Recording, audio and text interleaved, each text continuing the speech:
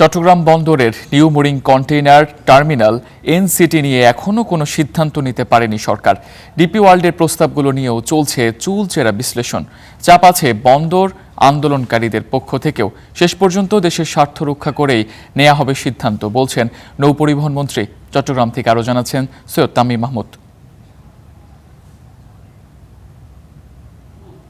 বন্দরের new mooring container terminal NCT পরিচালনা নিয়ে শুরু হয়েছে নতুন সমীকরণ।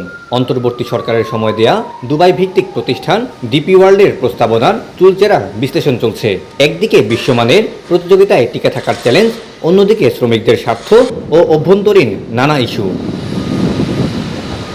প্রতিযোগিতামূলক বিশ্বে টিকে থাকতে বাড়াতে হবে বন্দরের সক্ষমতা। এক্ষেত্রে অবশ্য বাধা শ্রমিক অসন্তোষ। তবে সরকার আশ্বস্ত করছে, শ্রমিকদের ন্যায্য দাবিকে আমলে নিয়ে সিদ্ধান্ত নেওয়া হবে। আমাদের সম্ভাবনাগুলিকে যদি কাজে লাগাতে চাই, ডেফিনেটলি অন্যদেরকেও যারা বিনিয়োগ করবে তাদের কিছু রাইট রয়েছে। সেখানে একটা প্রতিযোগিতা আছে আন্তর্জাতিক পর্যায়ে। আমাদেরও কোনো জায়গায় একটু উদার হয়ে বেশি সম্ভাবনা বা বেশি সুবিধাটা নেওয়ার মানসিকতাটা ক্রিয়েট করতে হবে। এদিকে প্রশ্ন উঠেছে বন্দরের বিদেশি অপারেটর নিয়োগের প্রক্রিয়ার স্বচ্ছতা নিয়ে।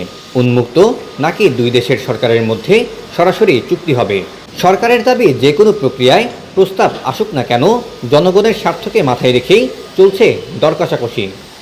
কোনো একটা প্রপোজাল যখন যে প্রক্রিয়ায় আসে, প্রথমে সেই প্রক্রিয়ার সাথেই বার্গেনিংটা করতে হয়। সেই প্রক্রিয়া যদি আমাদের স্বার্থ রক্ষা না করে, ডেফিনেটলি আমরা উন্মুক্ত টেন্ডার প্রক্রিয়াও যেতে পারি। এনসিটি পরিচালনা নিয়ে এই দর কষাকষি কেবল একটি ব্যবসায়িক চুক্তি নয়, বরং বিশ্ববাজারে বাংলাদেশের প্রতিযোগিতামূলক সক্ষমতা প্রমাণের লড়াই বলে মনে করছেন সংশ্লিষ্টরা। Syed Tamim Mahmud, star news, Chittagong.